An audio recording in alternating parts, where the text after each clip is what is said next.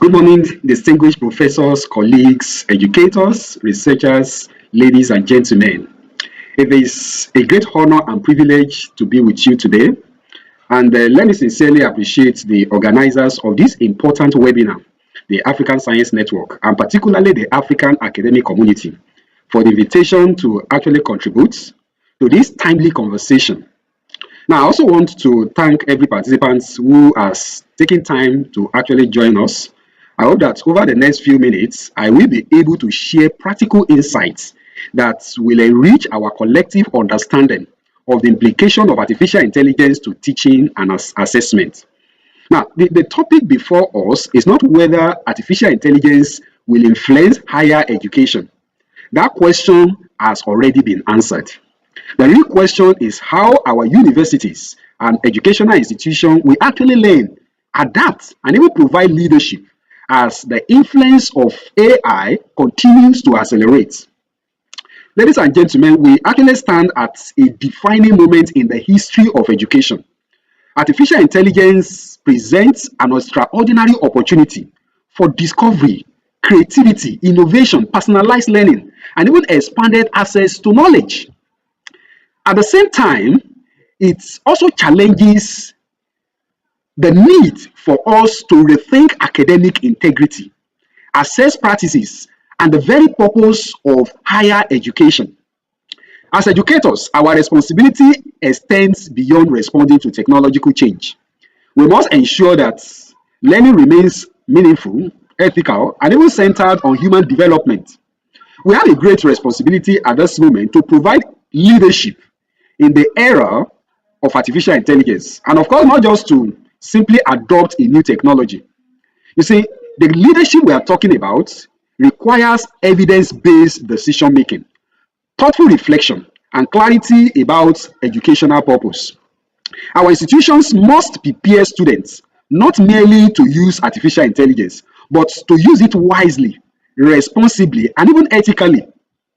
We must also strengthen the research capacity of our university, provide leadership for the next generation, and also position our graduates to thrive in an increasingly AI-driven labor market. Artificial intelligence is no longer just another technological innovation. It has become the engine driving many of today's digital systems.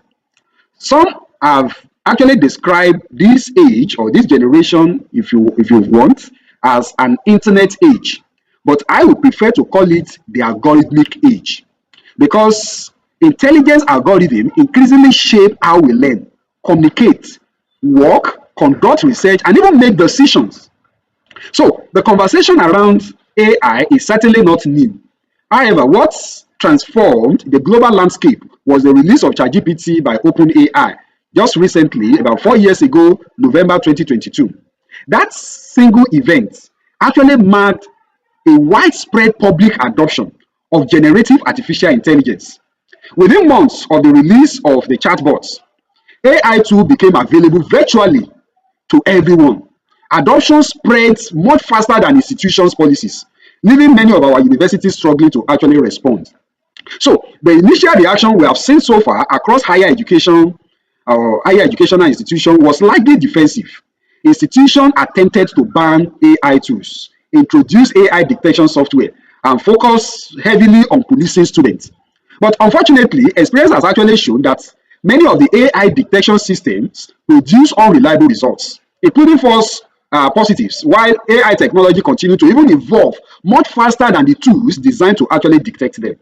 So the reality reminds us that the challenge before us cannot be solved through surveillance alone. Typing an essay or submitting a written assignment no longer guarantees authentic learning. And possessing a certificate alone currently now is no longer sufficient evidence of competence. So these developments require us to rethink not only plagiarism, but also how we teach, assess learning, and prepare students for a future where AI will remain an integral part of the society. As educators, our greatest responsibility is not simply to teach students what to know today. Our responsibility is to prepare them for the world they will enter tomorrow. That actually requires the need to cultivate critical thinking, creativity, ethical reasoning, problem solving, collaboration, and even a lifetime learning skill that remains uniquely human and become even much valuable in the age of artificial intelligence. It is against this background that today's presentation explores beyond plagiarism, reimagining teaching and assessment in the AI era. So rather than viewing AI solely as a threat, I invite us to see it as an opportunity to redesign education in ways that preserve academic integrity while equipping our students with the requisite skill, knowledge, and values that they actually need to succeed even in the future. So let me appreciate every listener once again. Thank you once again for the opportunity to actually share my thoughts on this. I personally look forward to an engaging and productive discussion. So I'll just go ahead to share my slide now. Just a minute. I'll quickly share my slide. Thank you very much for your patience. So again, I'm speaking on the topic beyond plagiarism, reimagining teaching and assessment in the age of artificial intelligence. I'm going to be speaking from my background as an educator. For a number of years now, I've been teaching students, and I've also begun to study the pattern of AI evolution, artificial intelligence evolution, and how it affects education. So I'm going to be sharing my thoughts on this, which is open to debate and discussion. Okay, so now the first thing we're going to look at in this presentation is the fact that the discussion on artificial intelligence is supposed to have started like 10 years even before the release of the first chatbot, because of the enormous implication that AI actually has on education. Probably the educational world should have, or educational community should have had opportunity of discussing the implication and discussing how to prepare for this. But well, the reality is that the tools are already with us, okay? And it simply means some of the discussions we are having today globally is coming like 10 years late or later than expected. In the first instance, we now have the generative AI in every hostels in our tertiary institution in Africa today. In our phones, in our cyber cafe, adoption is running very much fast and faster than we can ever imagine. Our young people are adopting artificial intelligence in droves, and it's as if the tool has come to stay. I've seen instances people try to see if they could ban AI, but that would be a futile effort trying to ban artificial intelligence. Now, another reality again that necessitates this conversation is the fact that detection is also failing. For many of our institutions, shortly after the release of ChatGPT in 2022, most of our institutions began to deploy Turnitin AI, more importantly in Africa, as a detection tool. But the current reality is that these detection tools are failing. And in fact, litigations are already building up to challenge the premises of relying on AI detectors, more importantly, in student assessment. Now, another reality is that standards that we have been used to over the years are also being exposed. Okay, the take-home work, like I mentioned at the opening, can no longer guarantee, okay, the intellectual output, the intellectual capacity of a student, and the value of certificates across the world is already online. Now, but it is important we see this once again as an opportunity to redesign. Education has never been the same. Looking backward historically, education has so much evolved. Thinking about six decades ago, education continues to evolve. And many a times, it is some of these technology or technological concepts that are being released that often trigger the need to review how education should be assessed again in the history of mankind. So I personally see the evolution of artificial intelligence as another opportunity to redesign how educational institutions should operate and how we measure learning outcome, more importantly in the tertiary institution. So in this presentation, I'm not going to be treating artificial intelligence as a plague that we should police. Rather, I will be looking at it from the perspective of a force that needs to be governed and also harnessed, either in the area of assessment, in the area of learning, and even research, more importantly as academics, okay? So, as a kind of roadmap, this presentation is going to cover the following thematic areas. Number one, we could see that artificial intelligence has caused a lot of disruption. Of course, it is this same disruption that has informed the deployment of Turnitin AI in over 16,000 institutions across Africa today. And we're also going to look at the assessment crisis, the challenge that is being presented even before educators as to how assessment should actually be done. And then we're going to look at how we could review assessment, more importantly, with artificial intelligence in place. I'm going to be making recommendations in this presentation, recommendations that as educators, professors, university administrators, we can all look at and see how we could adapt such even to our own institution.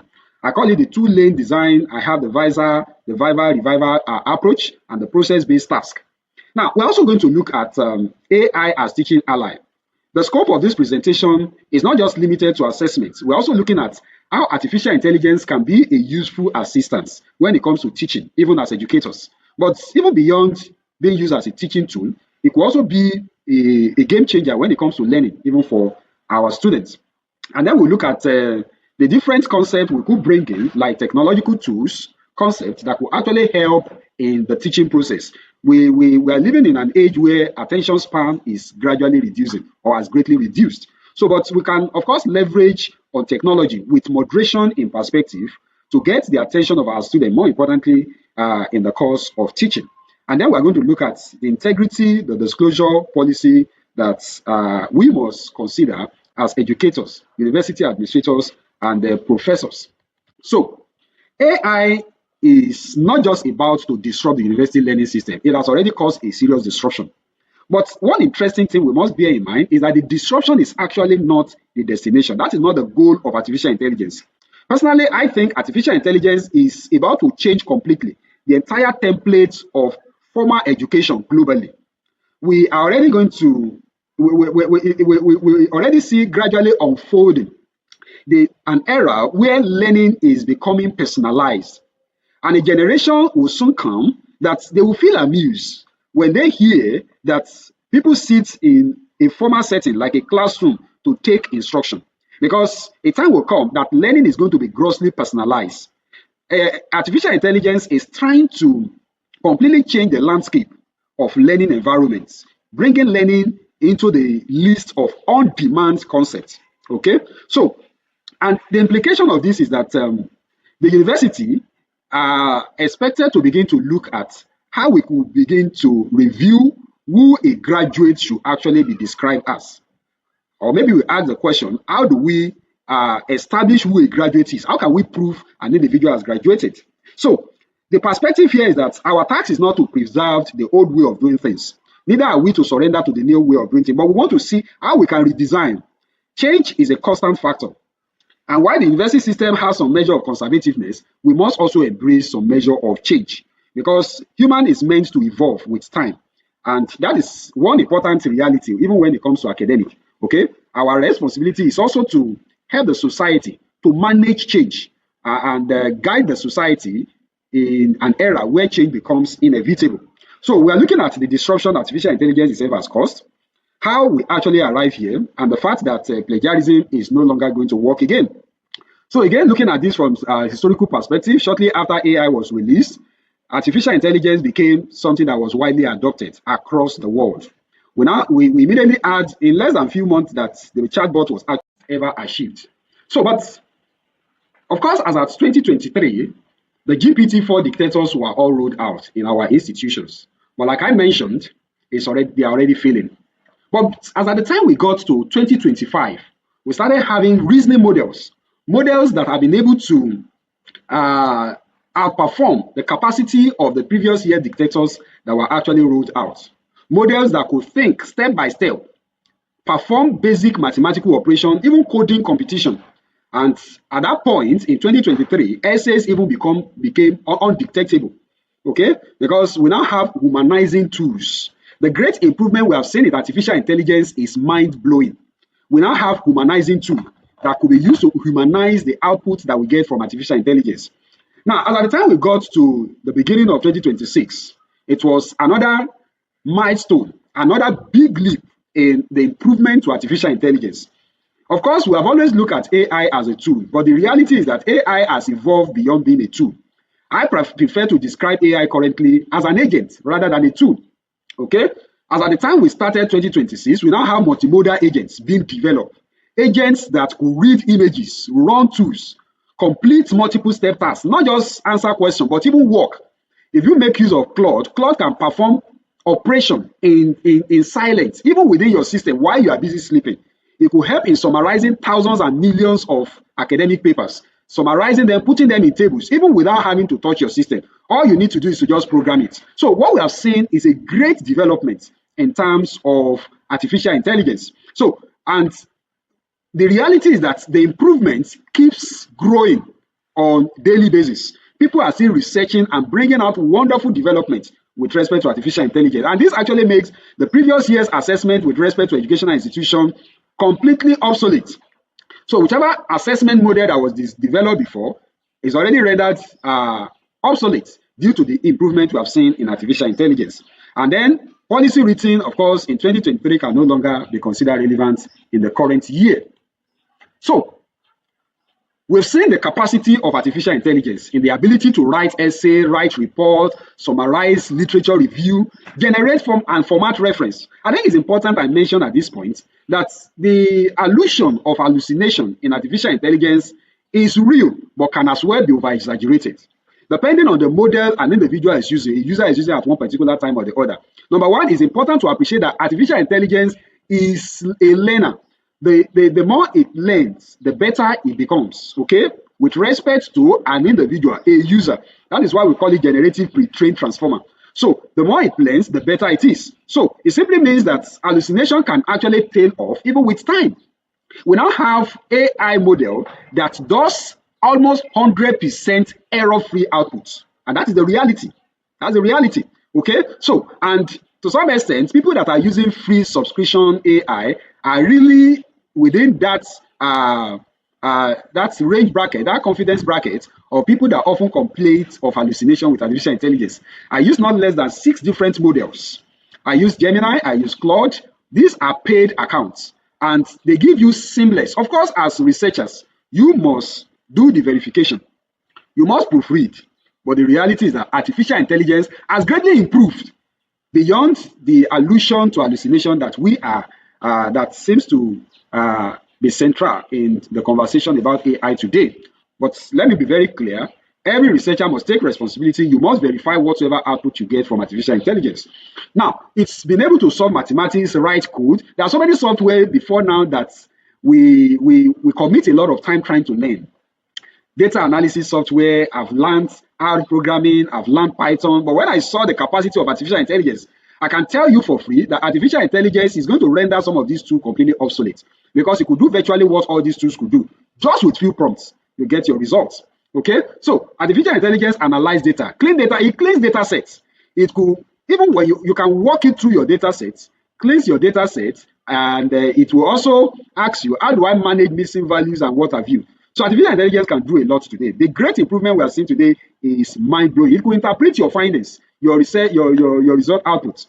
It could create images. As academics, you want to create flow charts, you want to create infographics for learning, for teaching purpose. Artificial intelligence has demonstrated capacity to be a wonderful tool for effective learning, even in our current age. So if artificial intelligence can complete assignments, what exactly should we be assessing? That is the big question for this presentation today. So if artificial intelligence can do a lot of things, then it simply means educators must go back to the drawing board and ask themselves the big question: what should we be assessing?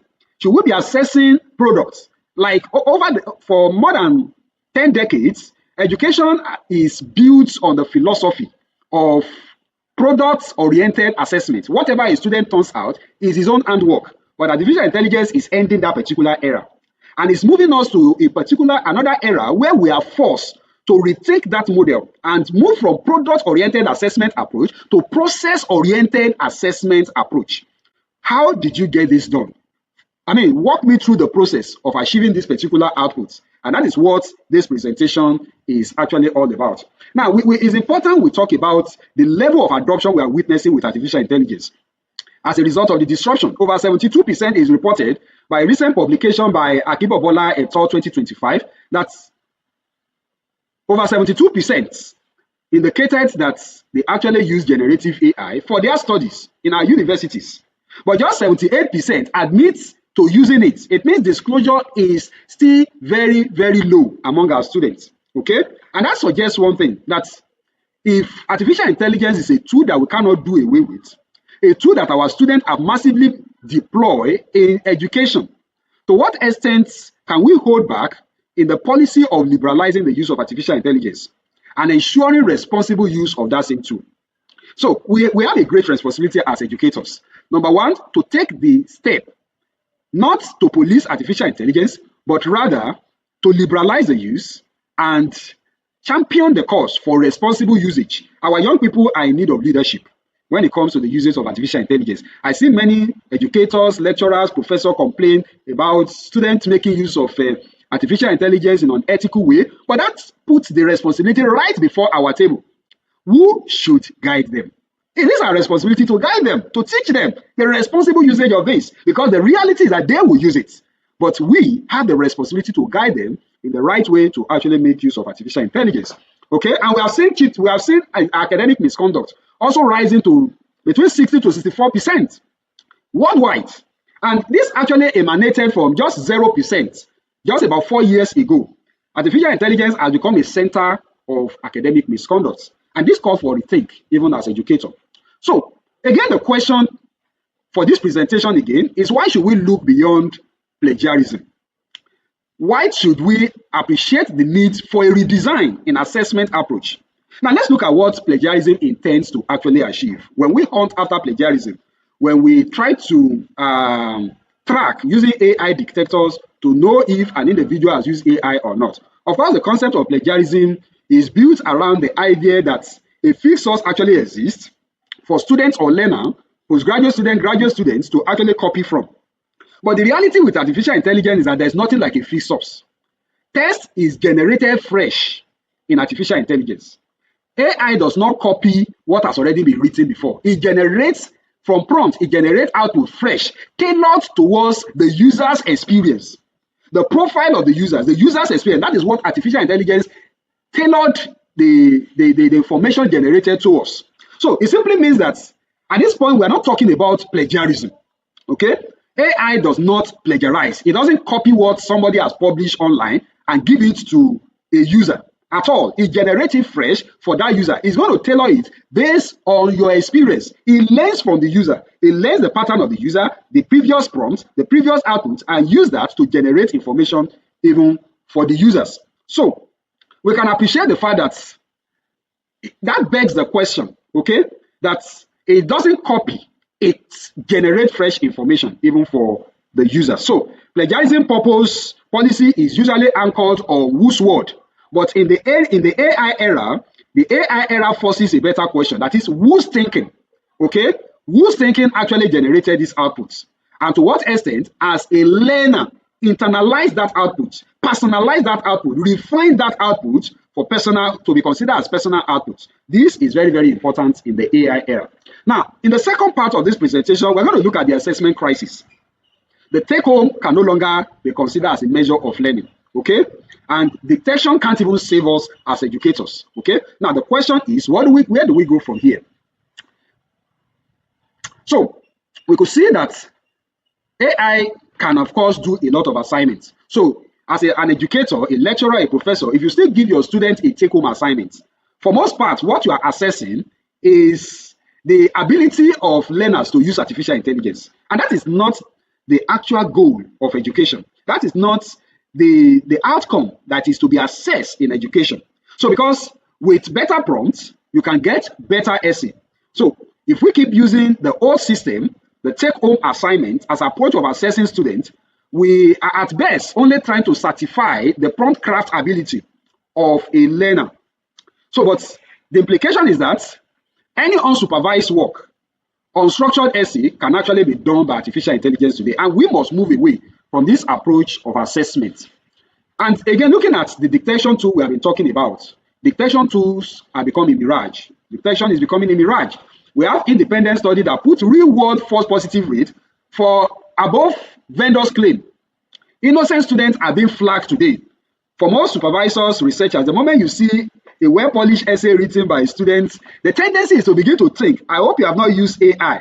And many of our students are already pushing back. They don't want to be default accuser, or they don't want to be accused by default of using AI. The reality is that we have bright students even before the advent of AI. So we really need to look at this from an introspective perspective. Students don't want to be accused by default. The detection tools are not also accurate. So the implication is that we must have to redesign another approach to assess our students. So we can see the zero GPT is showing 12.5% of false positive. The copy leak showing 7.5%. These are all reports from the vendors themselves. They claim by the vendor themselves, but independent study have shown that it is even much more than what we have here. So another reality we have also seen with most of the AI detector is that they are largely biased against non-native English writers. A study reveals that 61% of essay by non-native English writers were flagged as AI by 7 leading dictators in a Stanford study, in a research conducted in Stanford University in 2025. So even the vendors are already warning that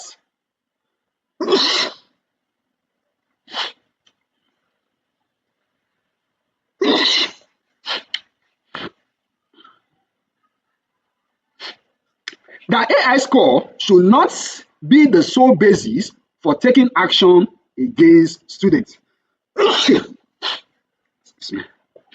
So the reality again is that even the modern reasoning model are producing tests that cannot be statistically detected even by the current detectors again. So the detection mirage is a reality in our own time, which I'm still going to talk about. I've talked about the idea of the equity landmine. And as African researchers, we must look at this critically, okay? Detectors misread the very futures of good native academic writing. That is why I have senior colleagues today I've interacted with. They told me they submitted paper to some international journals, and it came back with a flag that they actually use AI, and they knew they are not actually use artificial intelligence. So we can see the equity landmine here. The bias of some of these tools towards non-native English writers, English academic writers, researchers.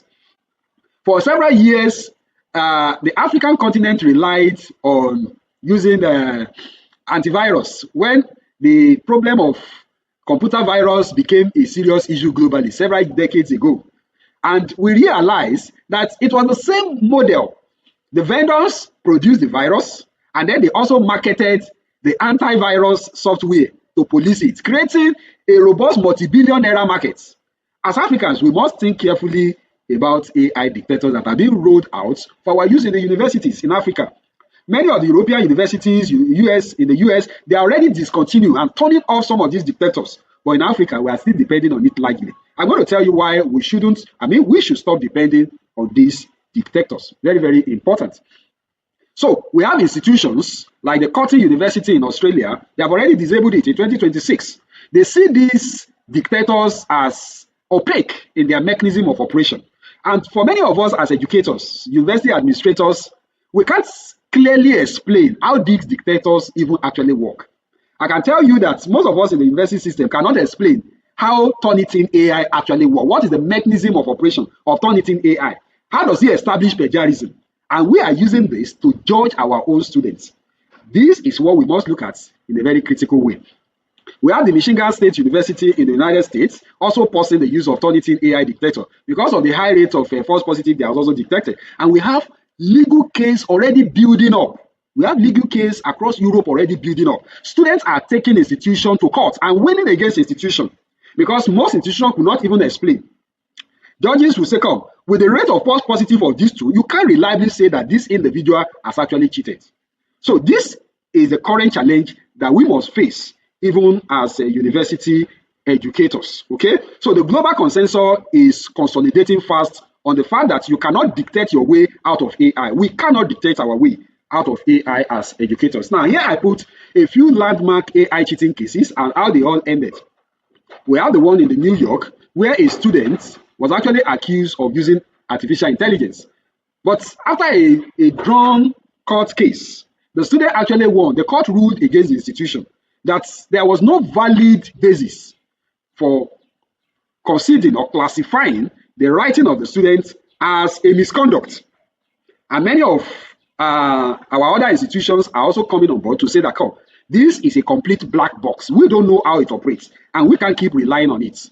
For many of these detection software, some of them are just profit driven. Okay, the vendors are just profit driven, and we must have a rethink, more importantly in Africa, as to the extent to which we're going to use them in assessing our researchers and even our students. Now, at this point, the question again is, should the university redesign examination? Yes, the answer is yes. We should redesign examination, okay? But this does not mean we will all move back to the exam hall, okay? It simply means we are going to design the entire process of examining our students. And that is what we're going to be talking about in the next part of this presentation. I'm going to look at 3 recommendations, okay? The first is the 2-lane recommendation. The second is the living voice recommendation, which we are all familiar with. The advisor will say that's an age-long way of assessing student performance. And then we want to see how we can also assess the process, having artificial intelligence in the picture. Let's look at the first recommendation. That's the 2-lane model. For the 2-lane model, it's important to stop asking whether to ban AI. We can allow AI across board, okay? But at the same time, we can split assessment into 2 perspectives, okay? The first is the secure lane. The second is the open lane. For the secure lane, we can supervise our students to have an assurance or a guarantee of authorship of whatever they submit. In other words, an examination hall where we have controlled atmosphere, controlled environment for assessing our students. Now, the other possibility is the oral defense. Students are to make presentation of an idea, a concept, and we assess them. We can have in-class writing exercise, leaving them with practicals and vivas. And we now want to certify them, or we want to grade them at the end of the day. Now, the other approach for the 2-lane model is the open lane, where we are looking at how we could use AI, or we could permit the use of AI. In this recommends the liberalization of the use of AI, yet with certain expectation. Okay, we want to assess for learning. We assess their project, their draft, considering the fact that they have actually made inquiry from AI. And then we want to look at the learning objective. So in this case, the skill being built include working well with AI tools. Okay, it simply means we can make use of AI tool, allow our students to make use of AI tool for learning purpose, and also assess them in the responsible use of the AI tool. Very, very important. Now let's look at the second model. The second model is on the living voice return. They need to go back to the native old approach of assessing students. It's about 2,000-year-old method that is most resilient to artificial intelligence tool. Okay, the implication is that for 5 to 10 minutes, we can assess our student. Short oral, follow up with written submission, then we change the whole dynamics completely. And then we want to ask them to defend in one voice what they have written. And then we want to authenticate if they have actually acquired the requisite skill or knowledge that is the target, even for that particular lesson. Now, the third model is the need to assess the process. Assessing the process and not the product. We've already seen that a polished final artifact can be a product of cheating, okay? So, the evidence of learning lives in how a product is actually made, not in the final product alone. And that is what this model is trying to actually put forth. So, while the process could be permitted, students could be permitted to use artificial intelligence for draft, for editing, and all that, but we can monitor if the student actually learns in the entire process. Recently, in one institution, I was speaking to a colleague, and the colleague told me of 3 individuals that made a presentation, 3 students, postgraduate students that made a presentation in his faculty. And of these 3 students, the 3 of them actually used artificial intelligence. But of these 3 students, 2 of them could not effectively defend their presentation.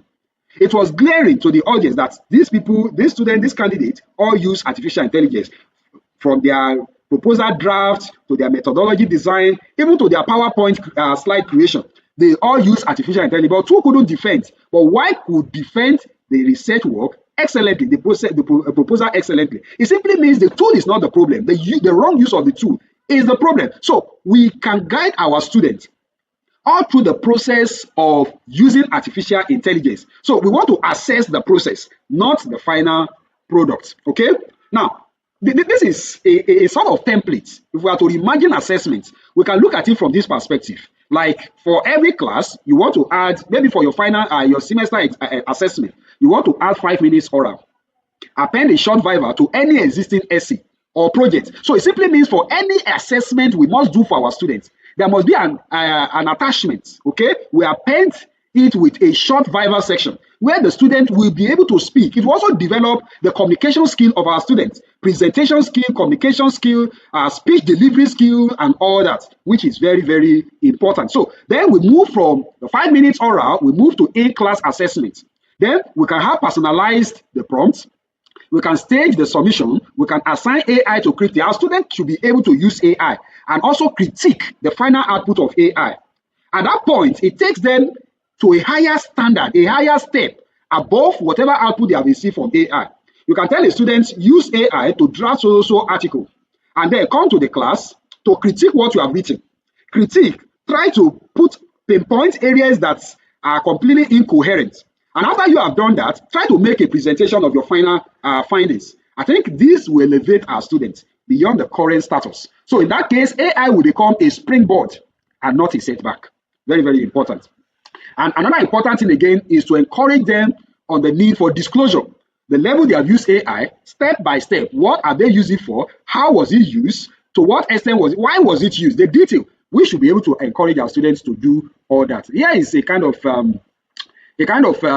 work example on how we can redesign assessment. Before now, we have been going by this approach, like telling the student to write 2,000 word take-home essay on epidemiology of zoonotic disease of your choice, and AI can excellently write that. But we must move from this realm to this realm, the realm of admitting the reality of AI and the usage of AI among our students. So we can tell the student, investigate a zoonosis outbreak in your local government.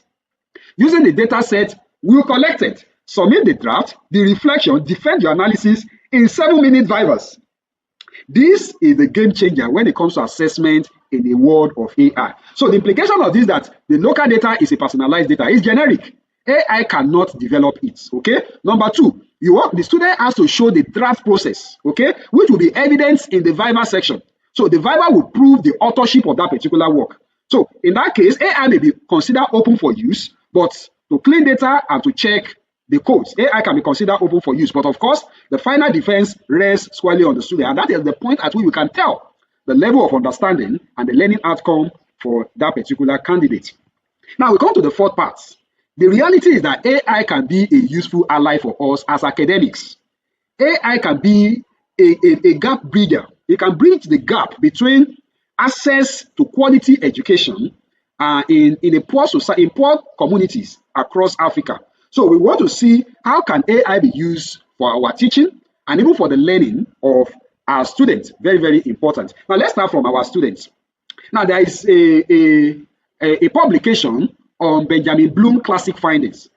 That publication reveals that for an average student in the academia, if he has a one-on-one tutoring, okay, he could be lifted above 2 standard deviation, okay, if he has a one-on-one tutoring. Now, this is a fact when it comes to learning.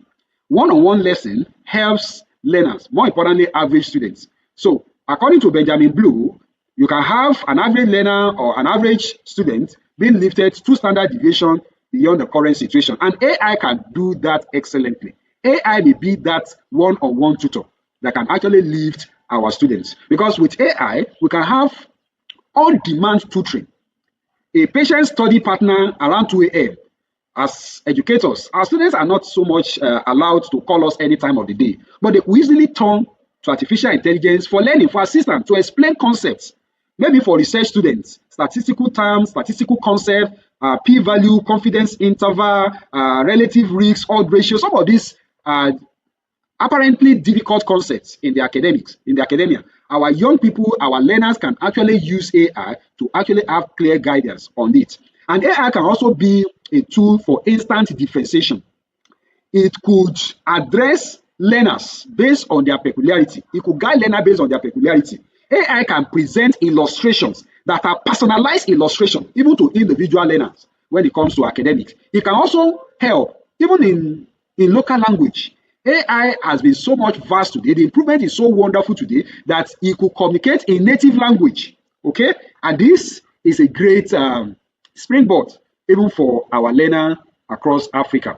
For us as academics, as educators, AI can be a wonderful partner, assistant, teaching ally from your course preparation, drafting your lesson plan, MCQ banks, and all that. Today we have a number of academics in our university. They passage questions. Okay, if you look at the question some set about a year ago, is almost identical with the one they said the following year. They tend to passage questions, repeat questions, and what have you. But with AI, you can brainstorm new illustrations. You can get new illustration, applied questions. Okay, when you want to ask the student question, you can have applied questions crafted by artificial intelligence. Okay, which is a great advantage. How about faster feedback? You could generate first pass formative feedback on drafts. You could redefine and personalize even for your use as an educator. Differentiation, I've talked about that. Research synthesis. Time will fail me to begin to talk about how AI can be of use when it comes to research. And then we have talked about assessment design. So with AI, we can brainstorm. There are different AI tools that can help us in brainstorming the way to manage our classroom and some of what we have earlier discussed. Okay, so the rule of the thumb here is that as academics, educators, AI could help us in making the draft, but as lecturer, we must decide. So we still have the responsibility to verify what to choose, authentication of what has been produced. We must never ship whatever we have seen in artificial intelligence to our students in the classroom. Now, another reality with AI that has raised a lot of concern is the issue of cognitive depth. Okay, one of the red flags about the use of AI is that it's going to lower brain engagement. But I personally believe it is when AI is used without guidance, when our young people are not guided in the use of AI, that is when we fall into the trap of cognitive depth. We have a study in 2025 MIT Media Lab that indicates the following findings: that lower brain engagement is very high with use of AI. But if you look at that particular study very well, if you take time to look for that study, you will realize that it is not a supervised AI usage. If our young people are supervising the use of artificial intelligence, it will go a long way to make a lot of difference. Excuse me. So, and we could see the implication of it across board, compounding deficit and what have you. So that places the responsibility of guiding our young people with respect to artificial intelligence. I must confess to you, it is too late to backtrack when it comes to artificial intelligence. Even globally, it's being adopted today, okay, in educational institutions. Okay, we can't backtrack. We can only guide in the usage of the tool, and that is the opportunity that lies ahead for us as educators in the university. Now, at this point, I want to talk about the attention economy in our classroom. This is one of the challenges we have always faced as educators.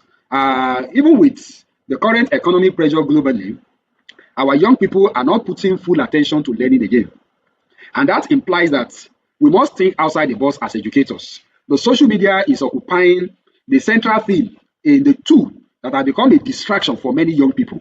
But I personally believe that instead of fighting the social media, instead of condemning the social media, can we redesign learning in such a way that social space become a learning space?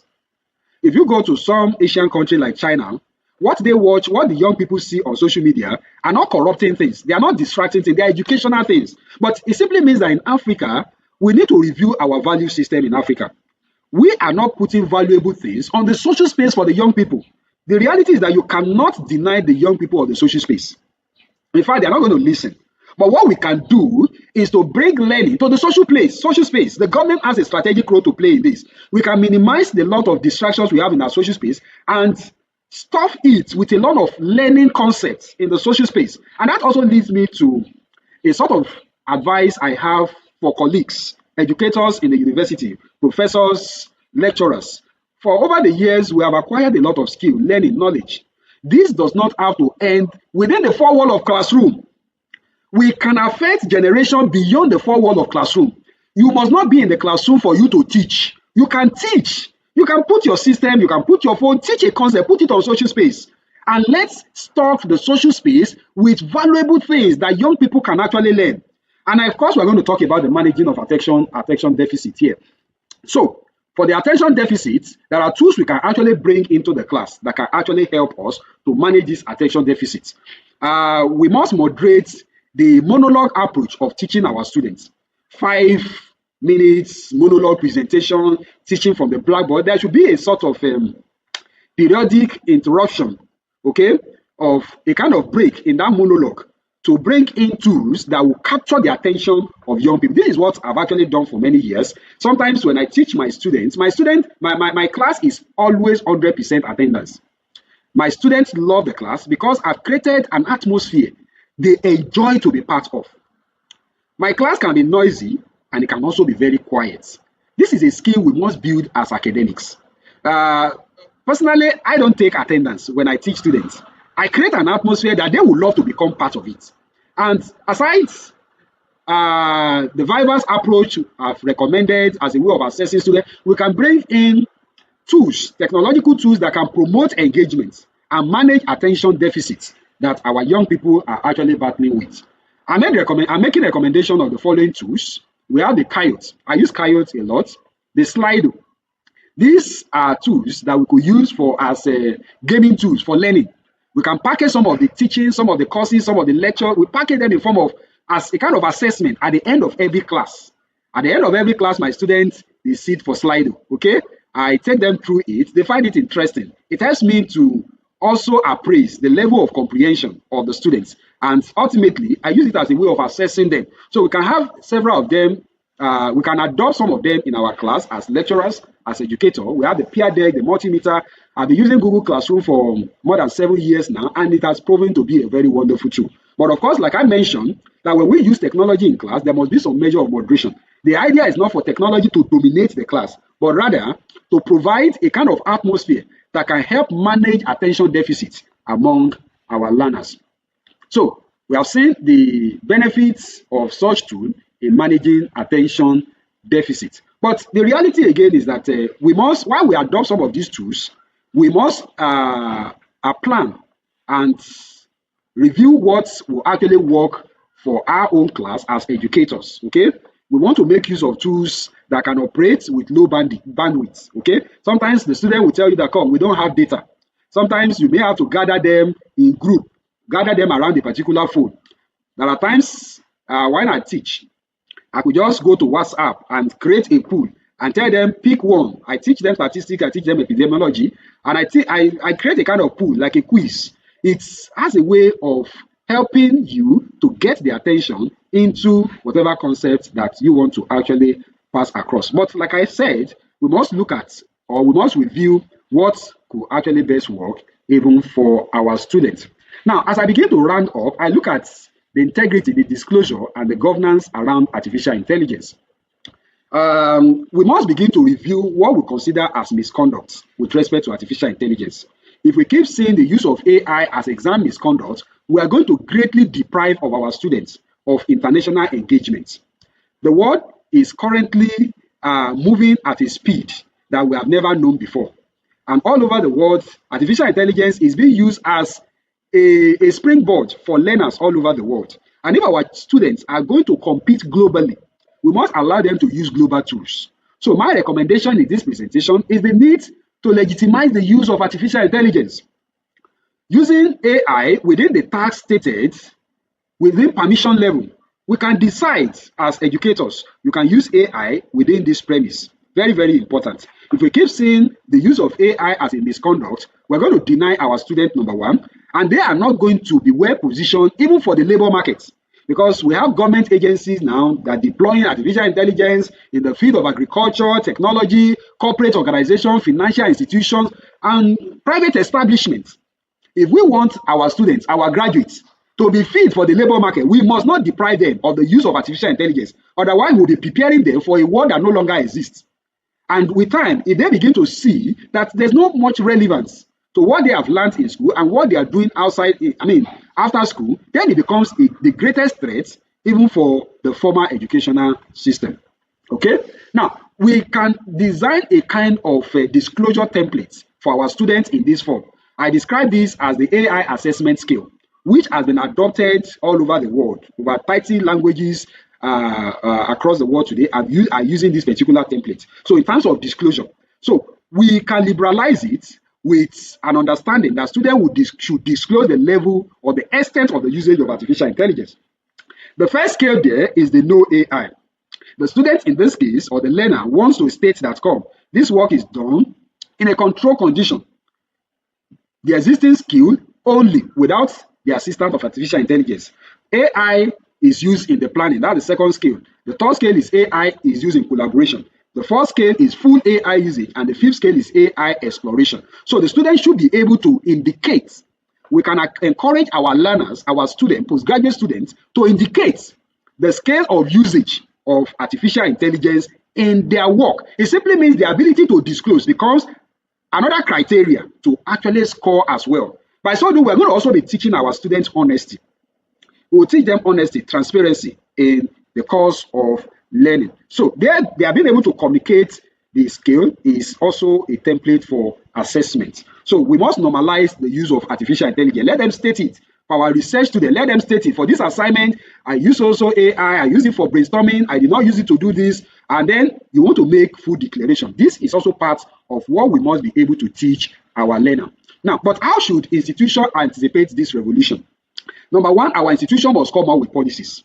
I personally feel that our universities across Africa, we are not proactive enough when it comes to artificial intelligence. Many are still playing hide and seek. Our students don't even know where we stand. Many supervisors have not been able to confidently tell their supervisee, their student, this is where I stand as it affects artificial intelligence.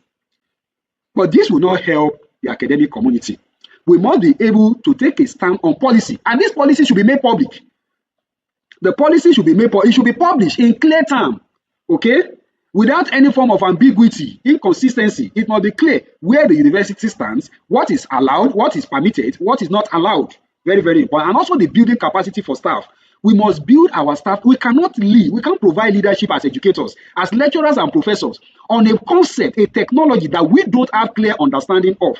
Most lecturers are under-equipped when it comes to artificial intelligence. So we need to teach. Administrators need to teach. We need to train. In fact, I personally believe that the subject of AI should be a back-to-back. We should be having back-to-back workshop on artificial intelligence, because there hasn't been any single piece of technology that has actually affected the foundation of education as artificial intelligence has actually does. Okay, so we need to have a back-to-back training of the university staff. The university staff must know where the institutions stand on artificial intelligence. And this is not just teaching the teachers, the lecturers, the educators alone. Even the learners should be taught. We should organize workshop, organize class, activity for our students to teach them the use of artificial intelligence and also guide them on responsible usage. Many a time I see lecturers complaining our students are misusing AI. It's because we have not taught them. The onus lies on us. It lies with us to teach them the right way to make use of artificial intelligence. We must also reform our curriculum.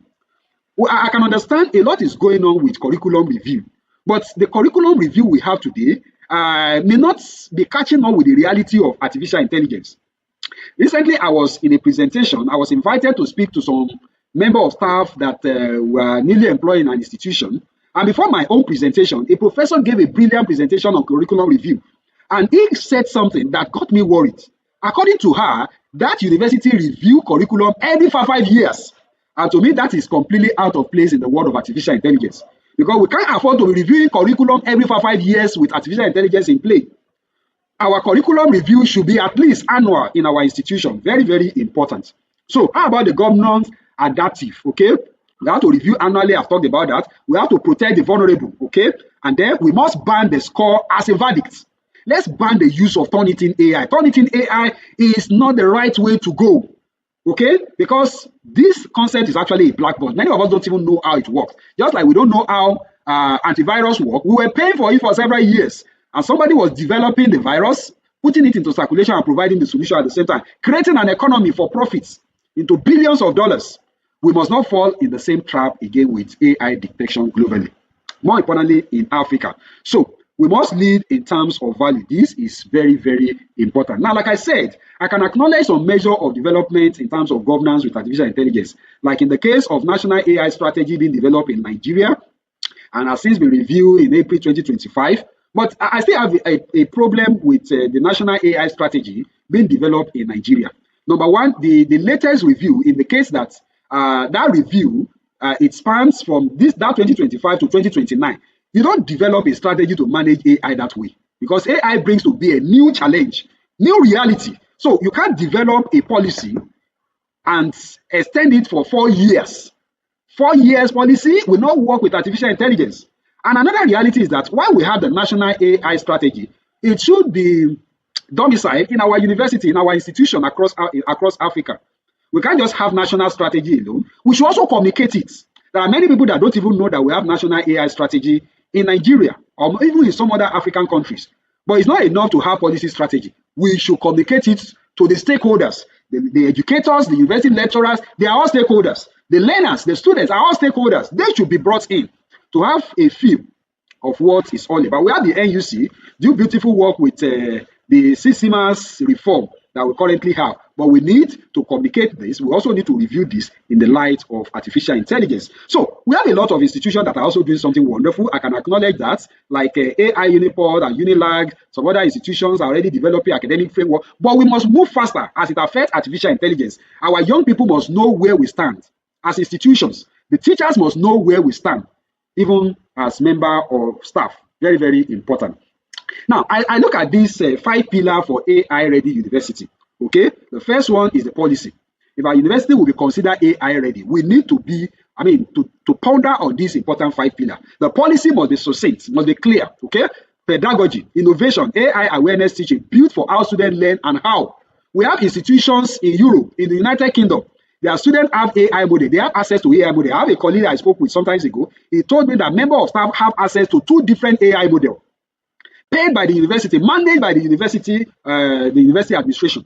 In Africa, we have a long way to go. Okay, so we have the pedagogy, we have the assessment, authentication of evaluation that measures learning and not the artifacts. So we must review our assessment system, moving away from product-oriented assessment to process-oriented assessment and reviving the vice versa, making our classroom much interactive, even for the learner. How about capacity building? Teaching and training is very, very important. Our university teachers cannot guide in what they don't know. Okay, and enough of the secret use of artificial intelligence. There are many people that are using artificial intelligence, university staff, they are using it secretly, but yet we come to the open to denounce it. This is not going to augur well for the university system. And then we must make ethical reality very, very clear and transparent. Now, let's extray the ultimate agenda of AI. I've mentioned in the course of this presentation that AI has agenda, but how this pans out will depend on how our educational institution take the responsibility to manage the reality of artificial intelligence. AI can be a liberator, it can be an equalizer, okay? It can place us at the same pedestal as learner, as educator, with other learners, educators globally. If it is properly guided, properly designed, adequate training is actually conducted, and it can also become a tool for dependence, that people cannot do anything without using artificial intelligence if it is not properly guided. And commercialization is also going. Okay, the Turnitin AI is raking billions, even from Africa today, even while the places where they develop the tool are already turning it off. But they have found market in Africa. I think we must put a stop to this. Very, very important. Okay, now the challenge before us as lecturer is the issue of the workload. This is bound to increase our workload. Let's face the facts. I can understand the poor remunerations and what have you, but we must brace up for this important challenge. It will increase our workload. It will challenge our skill and confidence. We must be able to commit ourselves to learning this concept. How about infrastructure? You need power to power AI, the bandit, the device, the live classroom constraints, and what have you. Okay, so it's going to affect the workload, the skill, the confidence, the infrastructure, the fairness process. Even it becomes a moving target because the redesign, there may be the need for redesign as we go on with the reality of artificial intelligence. But these are things we can actually manage if we approach this in a thoughtful way and in an intentional way. So we have talked about what AI has been able to do, but these are some of the areas we must focus on as educators, because these are what AI cannot actually do. Okay, but this becomes the area we want to build the capacity of our learners. Number one, wisdom and context. Okay, AI cannot match this particular area. Moral and ethical judgment, empathy, human relationship, leadership, creativity or purpose. These are the areas that we want to actually develop our learner to actually be very proficient in. So Another challenge again I want to put forth to us is the fact that we must not be passive recipients of this revolution. We can be the author. We have young people that are very versed in tech. They can take up responsibility to build model that focuses on our context, more importantly in Africa. The low bandwidth AI, we can have people that can build it, but the university must first embrace it before we can build it. We can't build a community that is literate in the use of AI.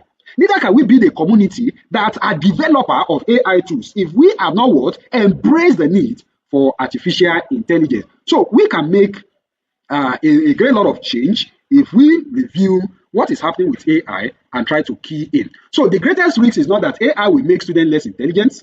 It is that the university will keep assessing as if AI does not exist.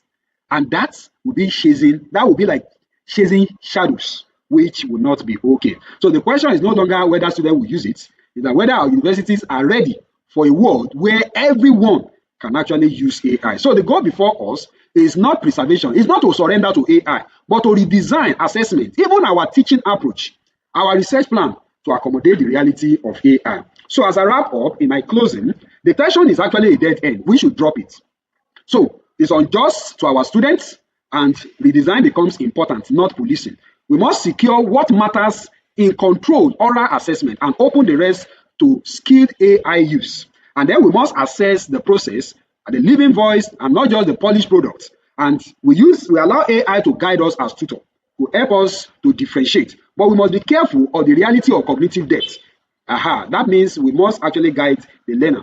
We must make expectation explicit, make disclosure normal, and make governance adaptive. This is very, very important. Okay? And the author don't merely inherit. The African future is in our hands as educators. We can review, we can redesign our learning process to actually guide what we expect in the future in Africa. So I believe that for the discussion section, we should be looking at the question on permission. Should we permit AI? Should AI generated content be allowed in our university assignment, and at what level should we allow this? And then we talk about the policy. Should every institution require to hold a mandatory AI use policy?